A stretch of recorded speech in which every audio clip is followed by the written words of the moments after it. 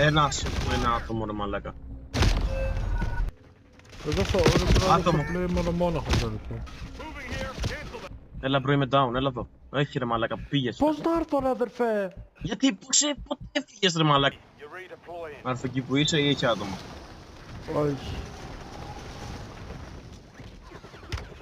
Έχει άτομα ρε αδερφέ.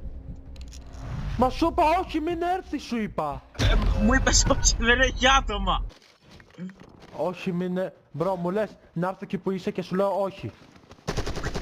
Του είπα. Μαλάκα Εκεί ηλίθιος, που μπρο, είσαι αλήθεια σου έχει λέω. άτομα. Αλήθεια σου λέω Μου είσαι πες ηλίθιος, όχι. μπρο. Δεν έχω παίξει με χειρότερο παίκτη στη ζωή μου αδερφέ. Δεν έχω παίξει με χειρότερο παίκτη στη ζωή μου μπρο. Έλα ρε μαλάκας. Α, βγήκες. Μπράβο ρε μπρο. Μπράβο, φύγε από εδώ, έλα. Μην έρθεις εδώ που είμαι. Γιατί πας να πέσεις πάλι εκεί ρε μπρο? Θέλει τόση σκέψη ρε αδερφέ για να μην πέσεις εκεί που πεθαίνεις όλη την ώρα.